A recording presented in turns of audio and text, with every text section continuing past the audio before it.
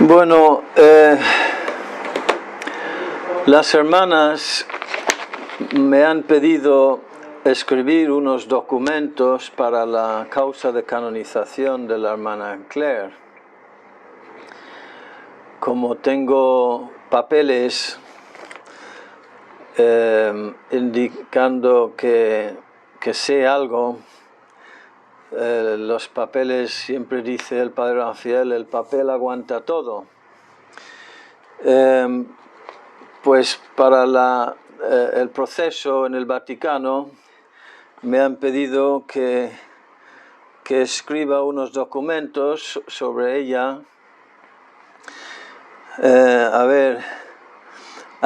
Una exposición del contexto social y religioso de la hermana Claire, una bibliografía de lo mismo, o sea, una lista de libros y artículos sobre su contexto religioso y social, un resumen de su vida, un asesoramiento de su personalidad y espiritualidad, una reflexión sobre su fama de santidad y conclusiones que surjan de esto.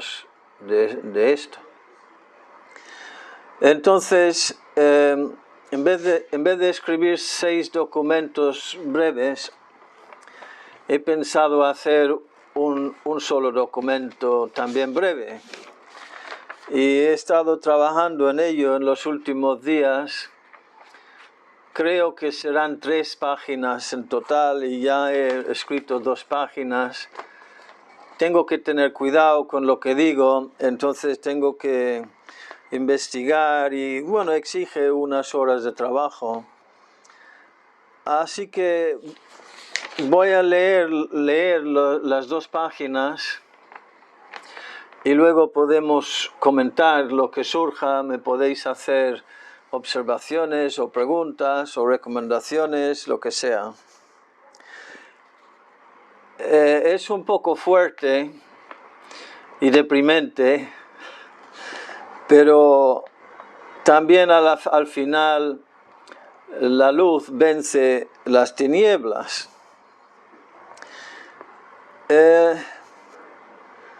Hablando de su contexto social y religioso y histórico, aquí digo, se dice que el problema de las relaciones anglo-irlandesas, o sea, entre los ingleses y los irlandeses, que el problema es exacerbado por el hecho de que los irlandeses nunca olvidan y los ingleses nunca recuerdan.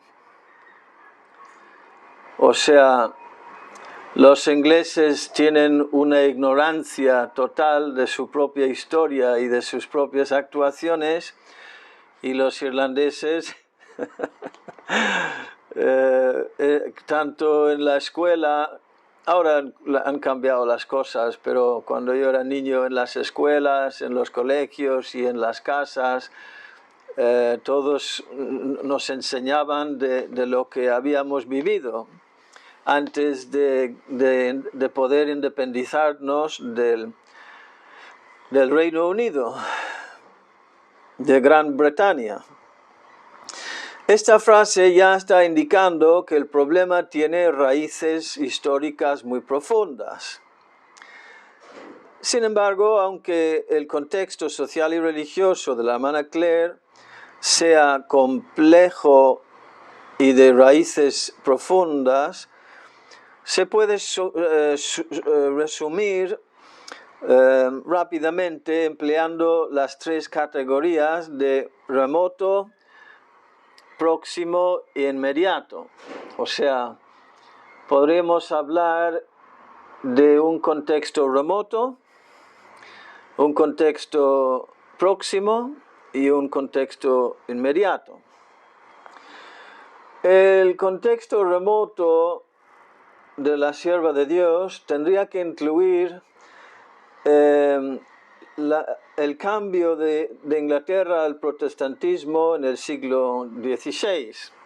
Aquí es ya donde enseguida acusan a los irlandeses de estar siempre recordando cosas de hace mucho tiempo. Pero como historiador y como persona de un poco de sentido común, no podemos subestimar el impacto del protestantismo en Europa y en el mundo entero. Hasta el día de hoy estamos viviendo las consecuencias. Entonces, lo siento, pero lo tengo que mencionar. A partir de ahí, Inglaterra tenía un interés geopolítico en imponer el protestantismo en Irlanda, porque Irlanda es una isla pequeña a la izquierda, o sea, luego el océano Atlántico hasta Estados Unidos. Y está ahí a la izquierda, digamos, al oeste de Inglaterra, y Inglaterra siempre ha tenido guerras con Francia, son enemigos desde siempre. Entonces veían a Irlanda como una frontera peligrosa por donde podían entrar los franceses o los españoles, y los españoles intentaron hacerlo, y los franceses también, y atacar a Inglaterra desde el otro lado. Entonces entendían la importancia de tener una unión religiosa, y se empeñaron en imponer el protestantismo en Irlanda a partir del siglo XVI. Como no lo consiguieron, acudieron al sistema de la plantación. Ahora veréis enseguida por qué es relevante esto a la hermana Claire.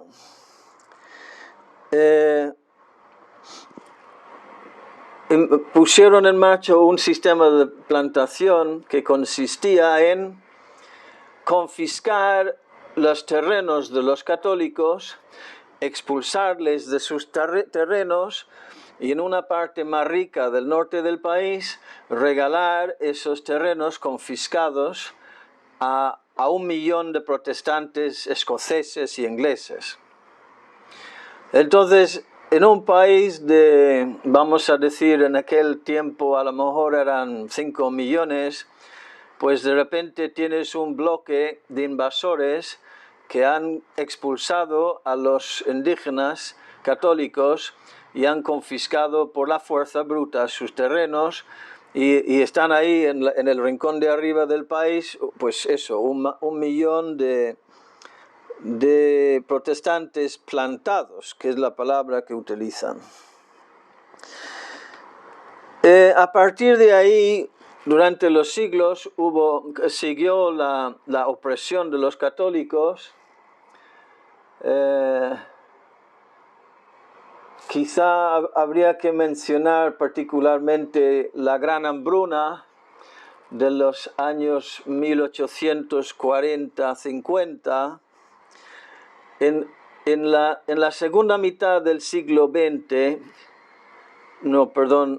del siglo XIX, en la segunda mitad la población fue reducida de 8,5 millones a 4,4 millones. O sea, una reducción brutal hasta la mitad de la población muertos o emigrados. Durante la hambruna murieron unos 2 millones y emigraron otros 2 millones, y en un tiempo de 50 años después la población fue reducida a la mitad. Hasta el día de hoy no ha recuperado, no ha llegado al número que tenía antes, pero ahora estamos con otra invasión que es de musulmanes, que también va a causar problemas y está causando problemas. Pues hasta ahí el contexto remoto. A mí me parece interesante y importante que conozcamos estas cosas, porque forman parte de nuestra identidad cultural, nacional y católica, porque en este caso es persecución por ser católicos. Me da pena hoy, estoy aquí en Ecuador y fijaos que hoy hace 150 años asesinaron al presidente católico Gabriel García Moreno, que es el primer presidente en la historia que consagró su país al Sagrado Corazón de Jesús. Y por eso y otras cosas, en parte por el gran éxito de su gobierno, por la envidia y lo demás, pues le asesinaron los masones y los liberales. Y apenas se habla de él. Yo ahí veo que se cumple lo que dice Jesús, que los hijos de las tinieblas son más astutos que los hijos de la luz, porque en el tema de la propaganda y de estar continuamente bombardeándonos de mentiras, de leyendas negras contra la Iglesia Católica y glorificando figuras aquí como, ¿cómo se llama ese? El Eloy Alfaro, pues nos dejan en la sombra con su instinto por propagar la mentira. Y nosotros, la verdad, yo ahí creo que es un fracaso vergonzoso de parte de los obispos. Seguimos. Ahora pasamos al contexto próximo de la hermana. Y en esto habría que incluir la insurrección del año 1916 en Dublín, que fue suprimida brutalmente, como siempre, por el Imperio Británico protestante. Y eso provocó el levantamiento del pueblo. De hecho, el líder de la insurrección sabía que iban a morir, organizó la insurrección precisamente en el triduo pascual de Semana Santa, porque para indicar que vamos a nuestra muerte, nos van a matar, vamos a perder, pero luego nos van a matar cruelmente y eso es lo que va a provocar la resurrección del pueblo a favor de la lucha contra el imperialismo. Y es lo que pasó. Después hubo unos años de guerra de independencia, estamos hablando de hace 100 años, y al final llegaron a un acuerdo en el que dividieron el país 26 condados en el sur, este, sureste, suroeste e incluso noroeste. Pero ahí arriba en el noroeste, guardaron una parte para el Reino Unido, Irlanda del Norte, donde están ese millón de protestantes que he mencionado antes. Y cogieron una zona suficientemente amplia para que ellos tuviesen una mayoría marginal. No recuerdo si eran 56% contra 44%, algo así, de protestantes contra católicos. Y eso fue en el año 1922 cuando llegaron a ese acuerdo. Fue una partición del país, no hay una sierra de montañas, no hay un río, no hay nada que separa el norte y el sur. De hecho, algunas personas se despertaron la mañana siguiente para descubrir que si salían por una parte de su casa estaban en Irlanda y por otra parte estaban en Reino Unido. O su finca, sus granjas pequeñas estaban divididas en dos países, o sea, una cosa artificial y impuesta y decidida en un despacho.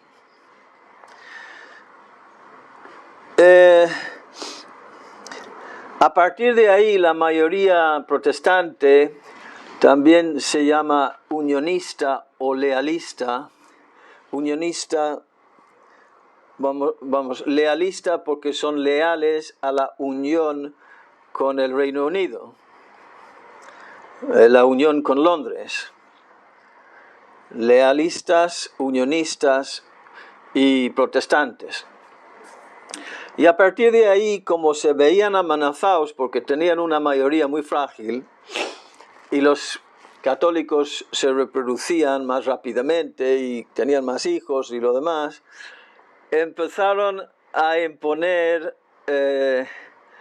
normas de discriminación para que los católicos no pudiesen votar y cosas de esas, porque eran los más pobres, no tenían propiedades y ponían el voto según propiedad, si tenías casa, etc. El total que era un sistema completamente injusto que negaba la libertad de votar a los católicos.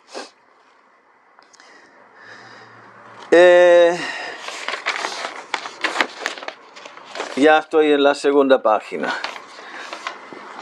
Vamos avanzando. En los años 60, yo nací en 65, no me enteré de nada de esto todavía, me enteré después.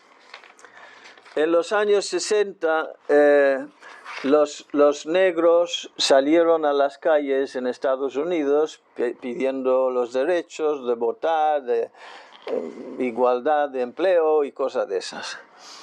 Y los católicos en Irlanda del Norte, viendo esto, también salieron a las calles con marchas pacíficas pidiendo sus derechos.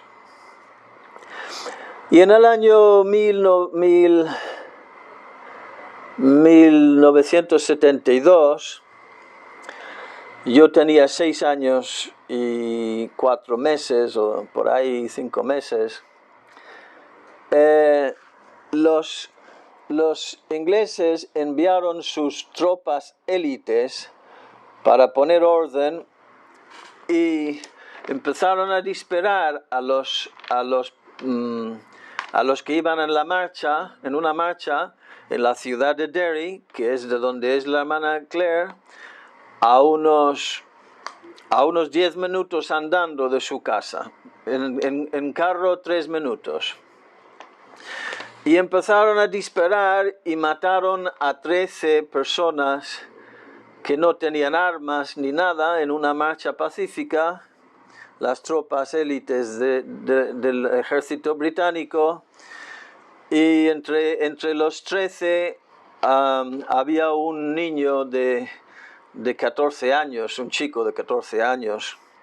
Y hubo imágenes famosas de un sacerdote que salía agachado llevando un pañuelo blanco manchado de sangre, diciendo a los soldados: no disparéis, no disparéis, porque intervino buscando ayuda, creo que era para el chico que estaba muriendo.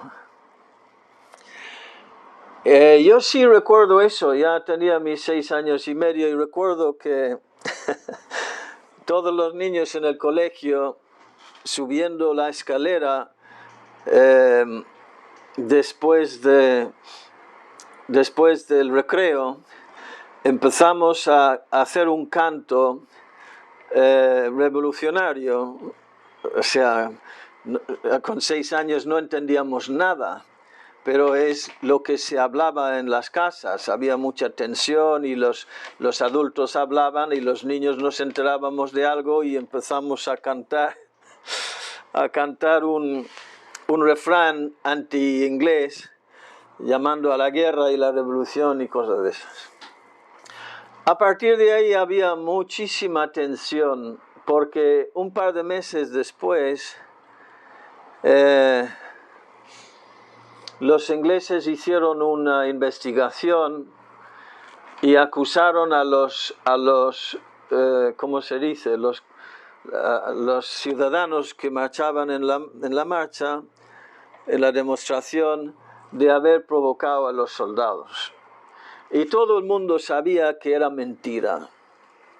O sea, nadie lo creía. Había cámaras, había periodistas, o sea, había testimonios. Era un acto muy cínico, muy descarado de desprecio.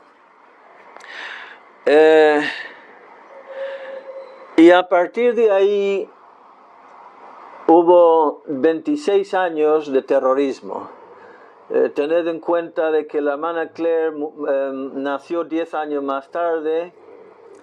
Ella nació en 82. Esto estalló en... Fijaos también que estamos hablando de una tensión de raíces de odio sectario que han durado ya 5 siglos. A lo largo de esos 5 siglos, una y otra vez hubo brotes de resistencia que fueron aplastados por las fuerzas superiores británicas. Irlanda era un país de 8 millones, pero Inglaterra tiene 63 millones. No Inglaterra, Britania tiene... Inglaterra tiene creo 56 millones. Es más grande, mucho más grande que España. Y en total con Escocia y País de Gales creo que tiene 63 o 65 por ahí millones. Inglaterra es una de las grandes potencias militares del mundo.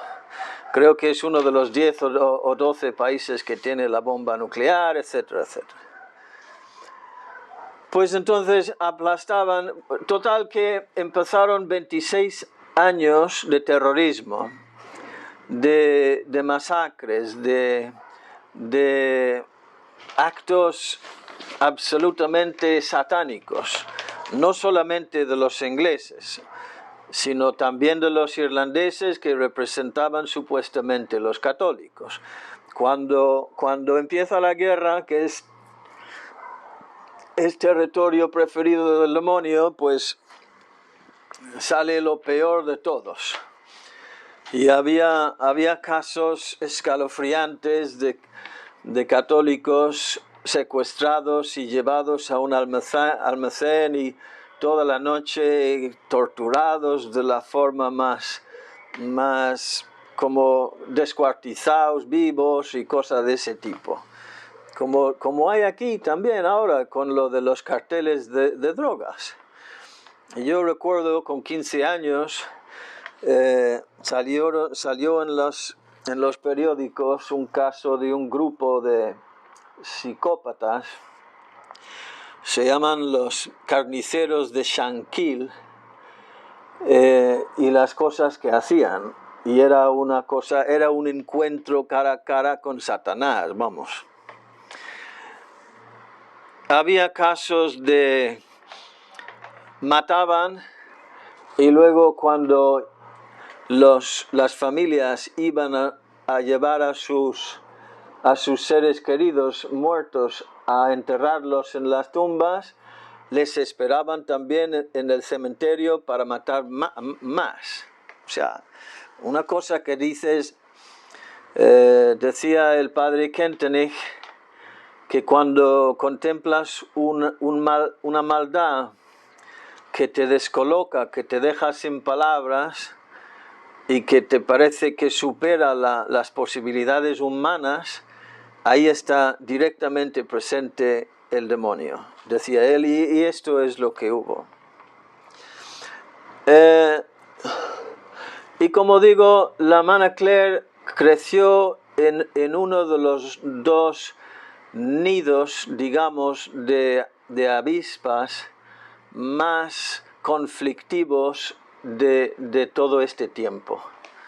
Hubo uno en Belfast y otro famoso en Derry, de donde es ella. Derry viene de Dirra, en gaélico, es una ciudad muy antigua, significa bosque de robles, robledal. los ingleses cambiaron el nombre a Londonderry. Es típico de lo que han hecho. Ahora, si quieres molestar a los católicos ahí, vete ahí y dice y di la palabra Londonderry y ya verás cómo te miran si sales de ahí con vida. Pues, y es nuevo, es algo más reciente, lleva muchos siglos. Un discípulo de San Patricio fundó la ciudad. Era mi santo, San Columbano, San Columkill se llama.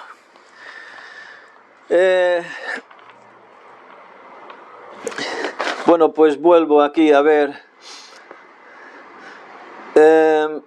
Sí, eso fue el Domingo de Sangre. U2 tiene una canción famosa sobre ese día. También los Cranberries, no sé si los conocéis, Dolores Riordan, tienen una canción, no sé si os suena, a ver si lo puedo. In your head, they are fighting, in your head. ¿Os suena? ¿No? Pues está diciendo ella, en tu cabeza están peleando con sus bombas, con sus pistolas, o sea, es una canción preciosa, expresando el dolor de la gente con tantas miserias. Fue un tiempo muy oscuro. Y la canción es una canción muy famosa que está expresando eso. Dolores Riordan era de Limerick, una ciudad en el sur. Bueno, pues total que, a ver, ahí empezó una campaña, como digo, de matanzas, de secuestros, de torturas, de espionaje también de parte del Estado británico, y de mentiras y de propaganda. Para mí, pero esto es una cosa de cosecha mía propia, pero me llama la atención que cuando la hermana Claire besó la cruz de Jesús con creo que tenía 18 años, en el año 2000, en el Viernes Santo, antes era una chica pues del mundo que probablemente teóricamente tenía algo de fe. Si alguien hubiera preguntado, ¿crees en Jesús? Sí. ¿Crees en Jesús es Dios? Sí. Pero conexión con Dios realmente no tenía. Y a mí me enviaron a recibirles, como eran irlandeses, y yo también lo soy. Yo había llegado al hogar en el año 97 y ellos vinieron en 2000. Entonces me enviaron a recogerles en el aeropuerto y estuve con ellos en el autobús volviendo al monasterio donde íbamos a tener el retiro. Y nada, era una chica muy carismática, muy simpática, muy extrovertida, no tenía complejos ninguno, no tenía vergüenza ninguna. Estaba ahí con el micrófono del autobús hablando, y era la más joven de todos, pero estaba ahí haciendo la payasa y entreteniendo a todo el mundo en el autobús.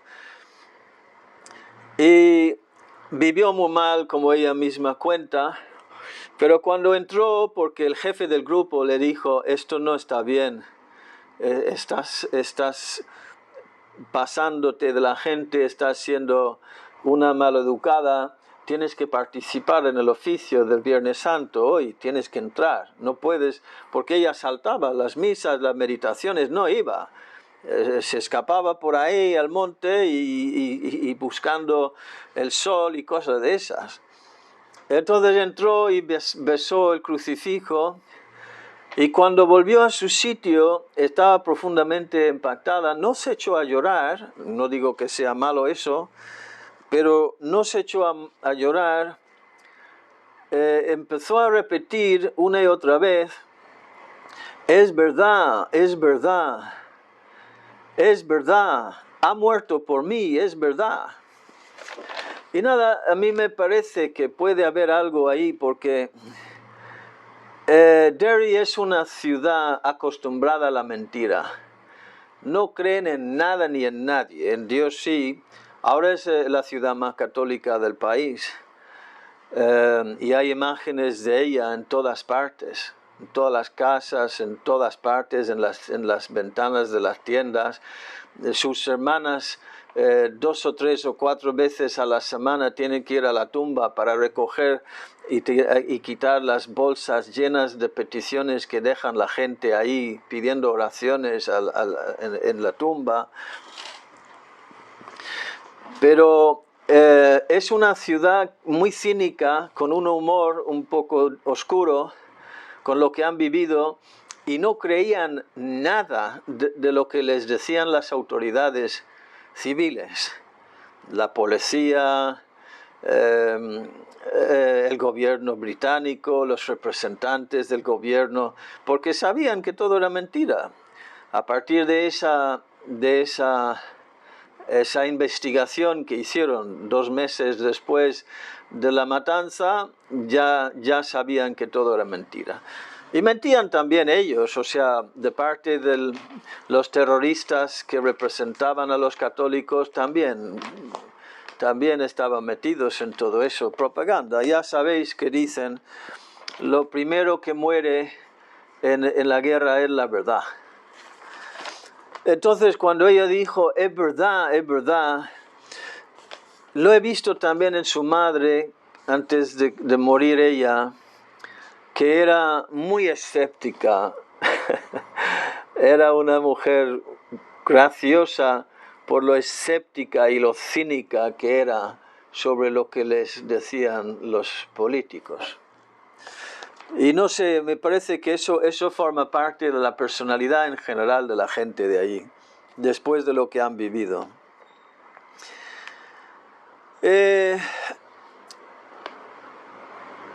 Hermana Claire es de una familia del IRA. Esto no sale. IRA, ya sabéis, supongo, algunos al menos, no es ira en el sentido de uno de los 7 pecados capitales, porque en inglés se dice anger. Es IRA, IRA, Irish Republican Army, ejército irlandés, republicano irlandés. Y es el grupo que representaba que mataba en nombre de los católicos.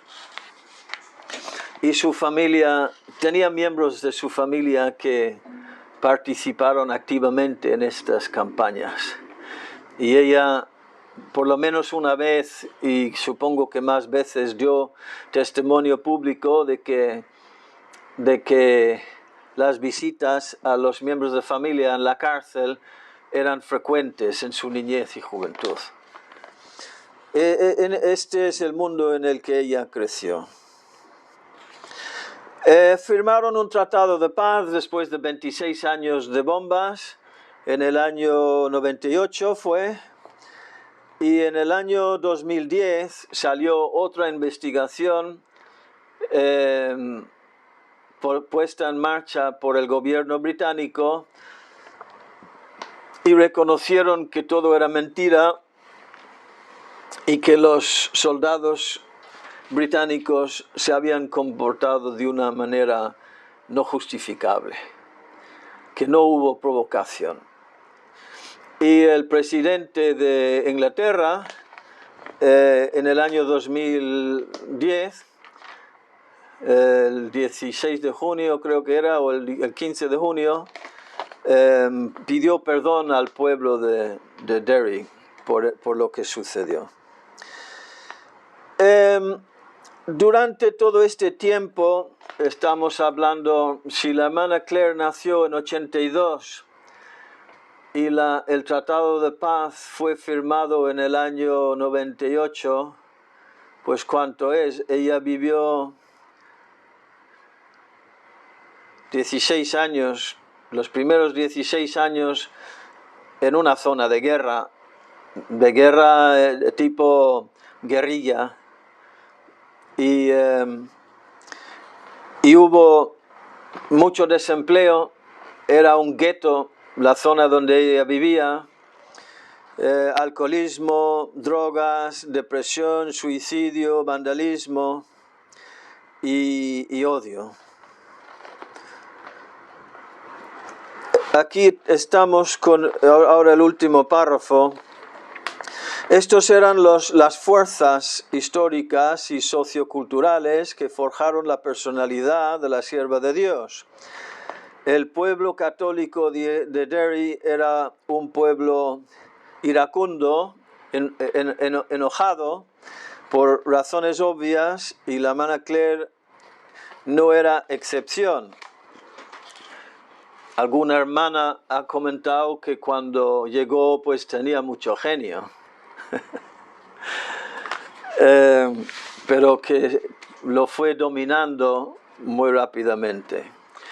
Tenía una tendencia de ponerse en el centro, de querer entretener a todo el mundo, y tenía también una mecha corta, pero en las dos cosas iba aprendiendo muy rápidamente ya como candidata. Su entrega desde el comienzo era total, o todo o nada, ya sabéis. Y en cuanto a se dio cuenta de que todo es verdad y esto es lo que ha hecho Jesús por mí y esto es la verdad, pues a por ello. Tenía fama de cómica entre sus contemporáneos. Yo le vi con sus 19 años, recién llegado.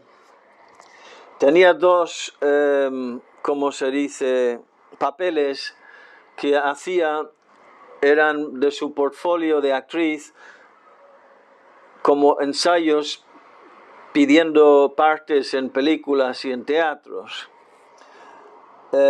Actuaba que era una mujer desquiciada, metido en un asilo para personas, para locas, y el otro era una mujer que recibe a su marido, que llega tarde y borracho a casa y ella le recibe, y hay gritos y golpes.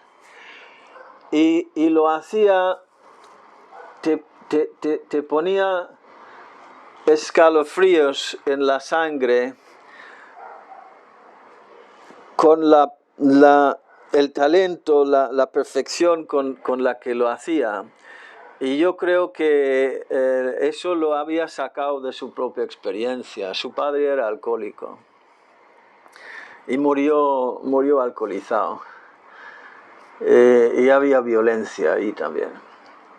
Entonces había sufrido, era una mujer profunda, a pesar de todas sus payasadas y sus bromas, conocía el sufrimiento. Era impresionante. Estuve en la sala de Barcenilla, no sé si una vez, si dos veces, por lo menos una seguro, lo he visto. Y era una cosa que te dejaba impactado profundamente. Así que tenía ese lado también. Y ganó partes en la tele, ya sabéis la historia, y después tuvo esa experiencia de conversión y empezó su lucha. Y nada, pues hasta aquí he llegado. Luego contaré en una última página su fama de santidad, pues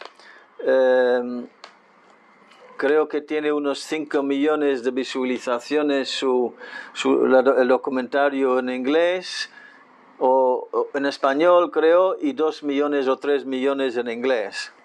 Un total de 7, 8 millones.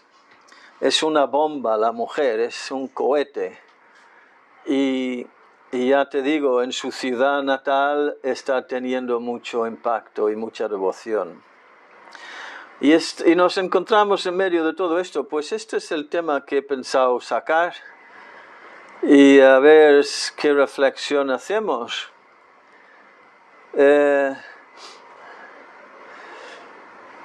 Yo soy visceralmente y vehementemente antiprotestante. Creo que no antiprotestantes, pero antiprotestantismo. Porque veo que por donde haya ido el protestantismo ha hecho estragos. En mi país ha llevado a discriminaciones, a racismos, a genocidios, en Norteamérica, en mi país y en otros lados. Porque cogen partes del Antiguo Testamento.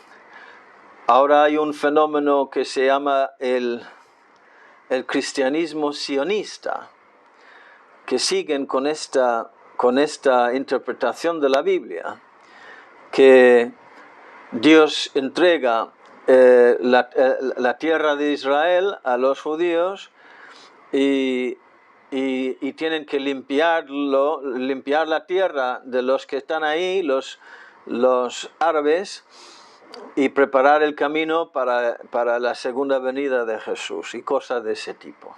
Y con eso justifican, estoy hablando ahora no de los judíos, sino de los cristianos evangélicos sionistas, que se llaman cristianos, no judíos.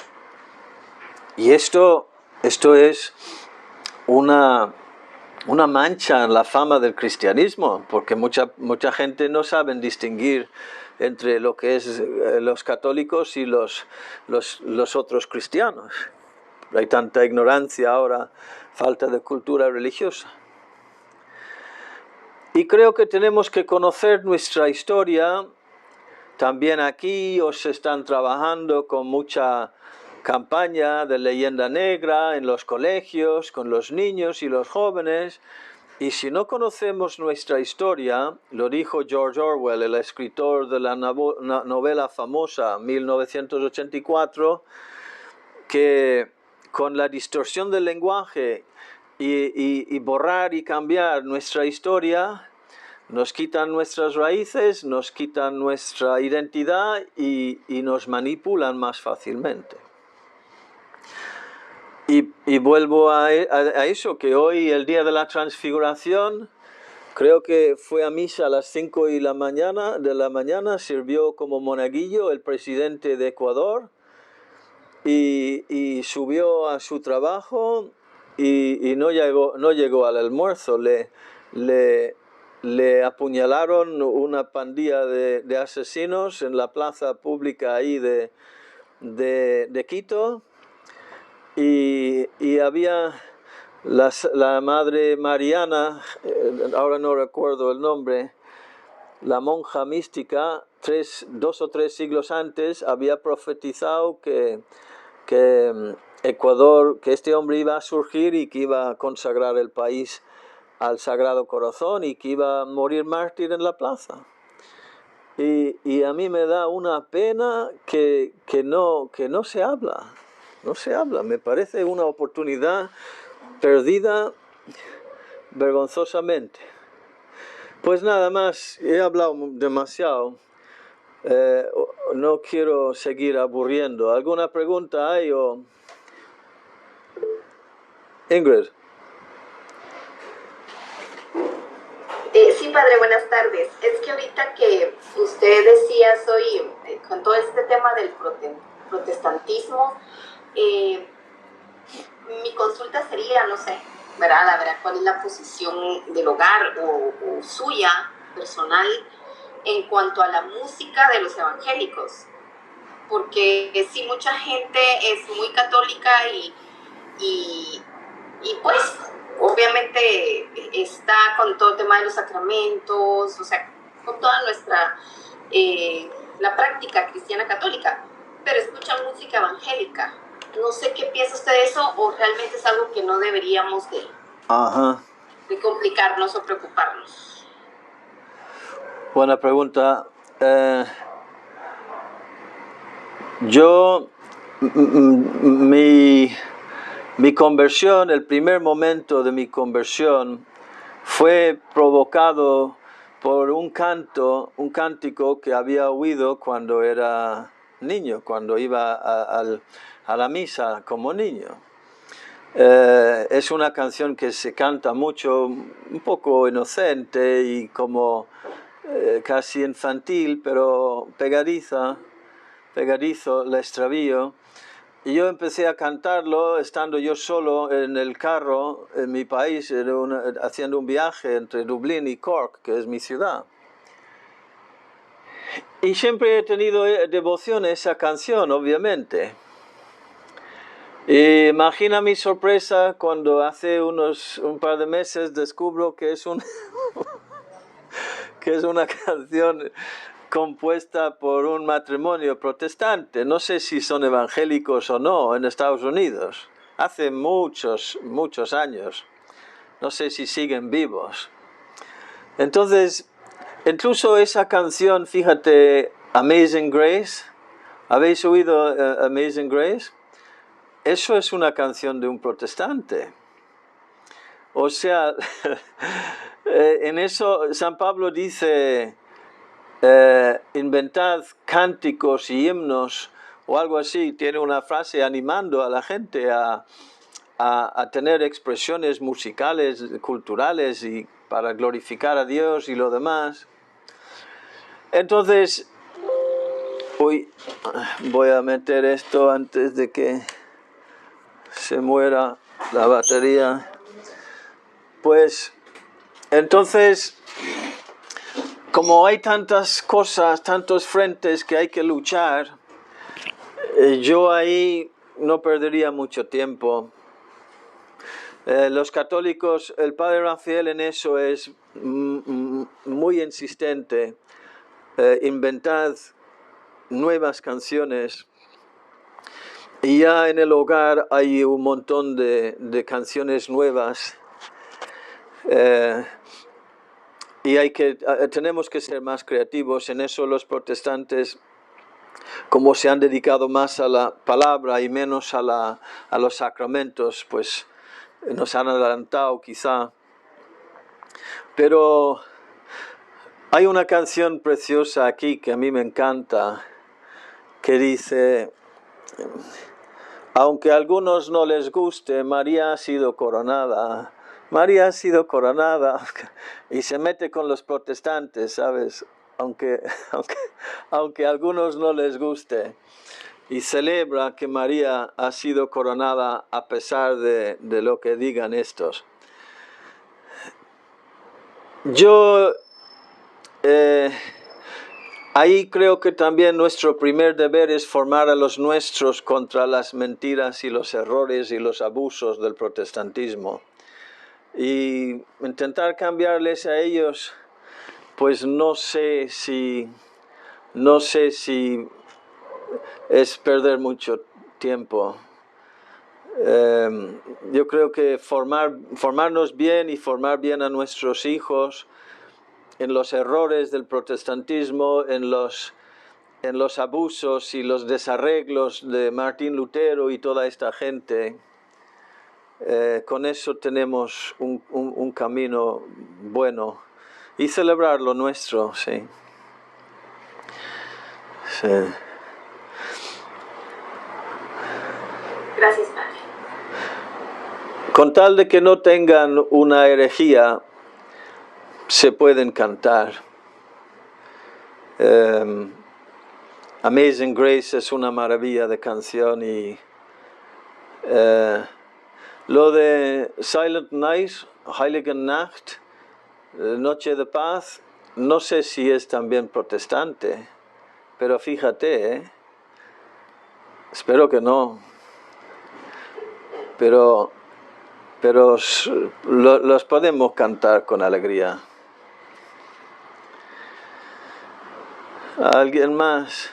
Por cierto, una cantidad inmensa de esas canciones de Navidad en inglés, como Rudolph el Reindeer y como Jingle Bells y todos esos, son canciones inventadas por los judíos que deliberadamente omiten toda mención de Jesucristo. Os podría enviar un artículo donde los mismos judíos hablan de cómo han descristianizado a la Navidad con esas canciones. Así que en eso también estamos perdiendo a veces la guerra de propaganda. Dime, María Estela. Un momento. Tienes que poner tu... Vale. Muchas gracias, interesantísimo el tema. Me queda una pregunta quería un poquito saber acerca de ese domingo sangriento de Irlanda. Me gustó muy buena el enfoque, la historia con el tiempo y con la hermana Claire. No alcanzo a escuchar la respuesta porque tengo que entrar a vivir la Santa Misa en este momento.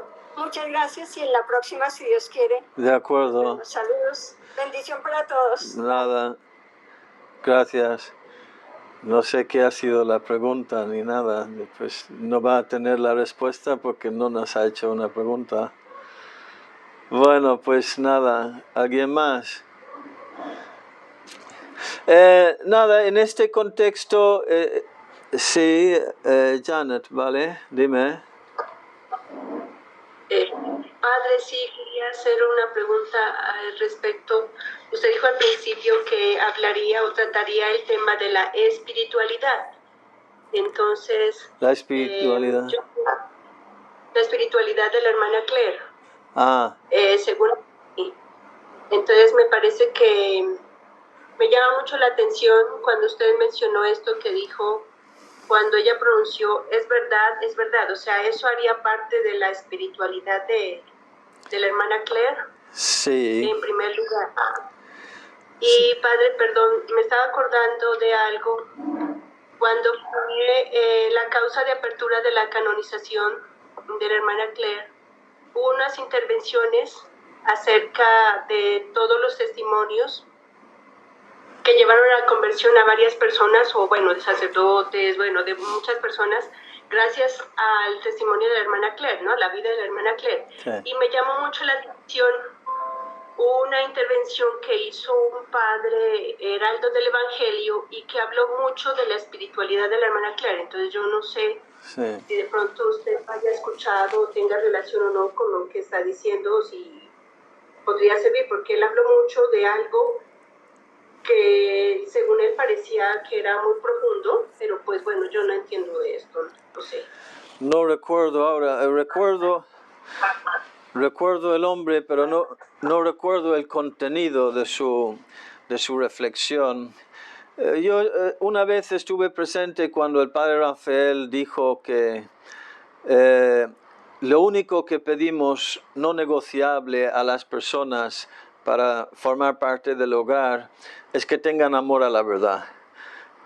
Que estén hasta arriba en el vicio, en el mundo, en lo que sea, pero que tengan amor a la verdad.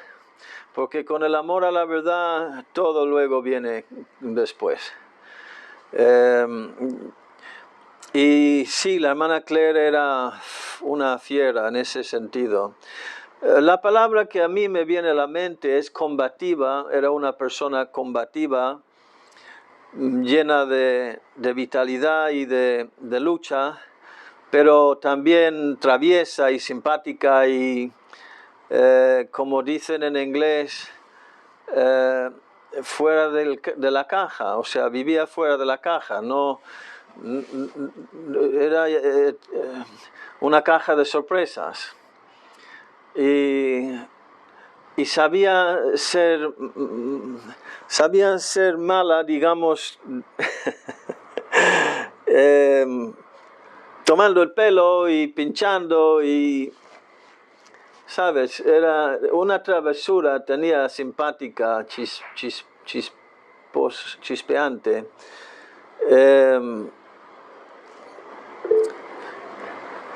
Iba a comentar que, sí, Catherine, dime. Padre, ¿qué tal? Buenas tardes. La hermana Claire, para tener su conversión, tuvo que haber salido de su ciudad para conocer la verdad y recibir la gracia por parte de Dios para que sea se ha visto por ella, porque digamos que dentro de su realidad, que vivía en una realidad llena de odio y de rencor, difícilmente podría encontrar esa verdad. Bueno, hay religiosas, no lo sé. Creo que fue a un colegio de monjas, eran más mayores, mujeres más mayores. Y hubo y sigue habiendo en Derry muchos sacerdotes muy buenos, pero la cultura predominante era entre los jóvenes de no ir a misa los domingos, de dejar a ir como hacen ahora, de superficialidad, de los medios de comunicación, de emborracharse y cosas de ese tipo. Está en la regla de los siervos, el padre Rafael lo ha puesto, que en las peregrinaciones Dios da gracias especiales. Y eso vale para la hermana Claire y vale para también nosotros. Cuando nosotros salimos de nuestro entorno habitual y vamos a hacer un retiro, una peregrinación, nos rompe la rutina y un poco nos rompe el corazón y nos abre a gracias especiales que Dios nos quiere dar. Y eso, ahora por ejemplo, habrá muchas personas que viajan a Derry para visitar la tumba de la hermana Claire y reciben gracias especiales ahí. Entonces, pues, el mismo acto de hacer la peregrinación da a Dios, digamos, la oportunidad de tocar el corazón y de convertirnos.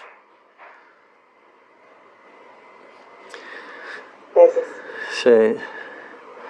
Y nada, esa historia tan terrible, tan trágica, de injusticias tan bárbaras, tan diabólicas, de matar millones de personas de hambre y de confiscar, o sea, sigue en estos tiempos nuestros. Dice Jesús en el Evangelio: en el mundo los grandes machacan a la gente, no sea así entre ustedes. Entonces es una ley de vida. Pero el padre Rafael a mí me mandó hace años escribir una novela que ahora me da vergüenza, pero el título era El ulular, el aullido de los lobos, el terror de los corderos. Pero quería que mostrara cómo el aullido de los lobos se oye y nos llena de terror a los corderos, pero al final los corderos ganamos. Y eso es la historia de Jesús en el Evangelio, es la historia de la Iglesia Católica, de los hijos de Dios, del cuerpo místico de Jesús a lo largo de todos los siglos, hasta el final, cuando el triunfo será total. Entonces, pues, nada, formarnos, rezar y ser como la hermana Claire. Era una guerrera, era una mujer llena de vitalidad y de risas y de travesura y de espíritu combativo. Y yo creo que eso era algo que tenía antes de venir, pero es algo que está muy presente también siempre en el hogar. Yo siempre lo he visto, incluso en la personalidad española, digamos, si existe tal cosa, yo sí veo eso, un espíritu combativo. Y es bueno, lo necesitamos, que Dios nos ayude con eso. Pues nada más, tendré que bajar para vísperas. Muchas gracias por aguantar. El Señor esté con vosotros.